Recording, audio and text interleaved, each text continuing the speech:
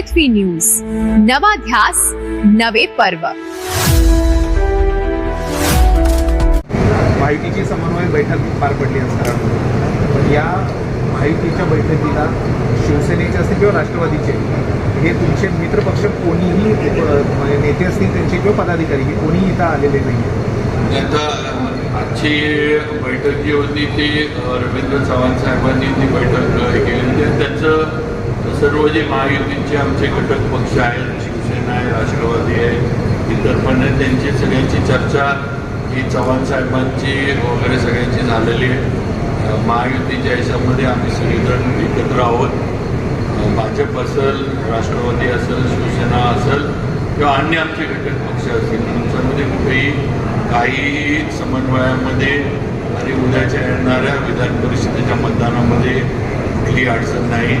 सर्व महायुतीचे नेते, मंत्री, आमदार आणि मतदार, जिल्हा परिषद, पंचायत समिती आणि नगरपालिका, नगरपंचायत हे मोठ्या प्रमाणावर म्हणजे सगळी ती मतं तर आम्हाला आमच्या भाजपच्या महायुतीच्या उमेदवाराला मिळतील.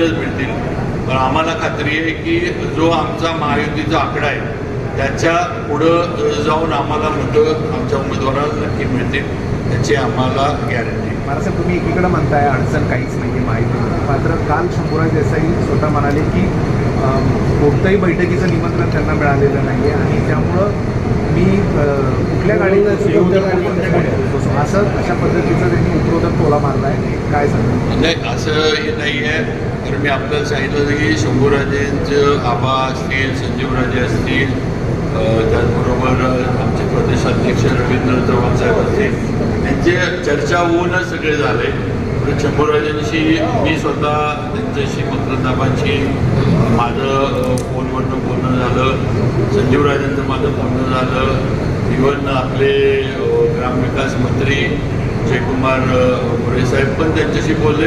तेव्हा आमच्यात समन्वय आहे. आमच्यामध्ये जे काही आहे ती चर्चा म्हणा किंवा जे काही निवडणुकीसाठी जो समन्वय ठेवला पाहिजे तो आमच्यात आहे आणि आम्ही सगळेजण महायुती म्हणून एकत्रच आहोत आणि एकत्रच एक दिलानंच मतदान आहे ते होणार आहे. एवढं मी आपल्याला सांगतो. आजच्या बैठकीच्या बाबतीमध्ये मी सुरुवातीला सांगितलं की रवींद्र चव्हाण साहेबांचं आणि शंभूराजे असतील, मकरंदाबा यांची चर्चा होऊनच आजच्या बैठकीचं जे आहे ते नियोजन करण्यात आलेलं आहे. राष्ट्रवादी आणि शिवसेनेच्या पक्षाकडून सूत्रांची माहिती आहे जिल्हा परिषदमध्ये दोन्ही पक्षांना सत्तेत घ्यावं आणि सव्वा वर्ष हे विभाग केलं जाईल असं सदस्यांचं म्हणणं आहे. ही अट जी आहे ही तुमच्याकडे झालेली आहे. अजून आमच्याकडे काय अशी कुठली अटी शर्ती आमच्या महायुतीमध्ये नाही आहेत आणि ते आम्ही सगळे एकत्रच आहोत.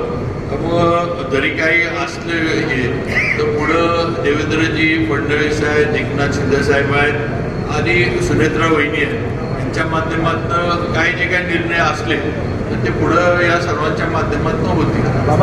संसदेच्या निवडणुकीला भाजपनं युती धर्म पाळला नाही, स्वबळाचा नारा घेऊन निवडणुकी लढल्या आणि त्यावेळी त्यांना मित्रपक्षांची आठवण आली नाही आणि आता मतदानासाठी मित्रपक्षांची आठवण येते असं देखील सदस्यांचं म्हणणं आहे. सगळ्या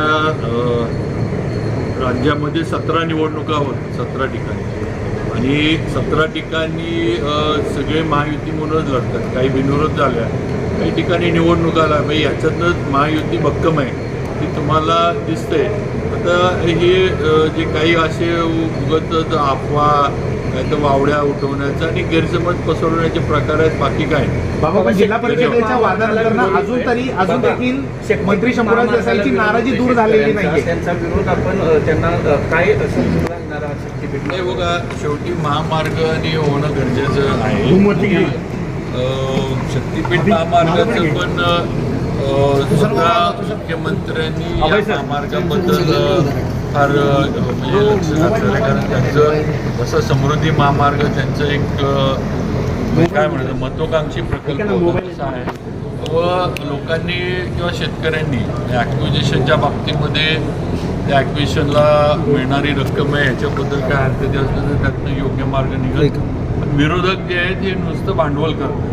काँग्रेस असेल किंवा दुसरे राष्ट्रवादी पवारसाहेबांची किंवा अन्य कोणी असेल नुसतं भांडवल करतात. चांगला प्रकल्प थांबवून कसा ठेवायचा, तो अडवायचा कसा, एवढं आहे.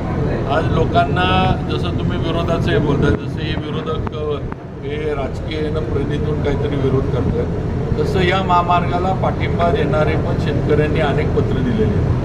व शेवटी याचा पण विचार केला पाहिजे. जयंत पाटील यांचा विषय नव्हता बाबा, शेतकरी रस्त्यावरती उतरले. कुठलीही नाराजी नाही.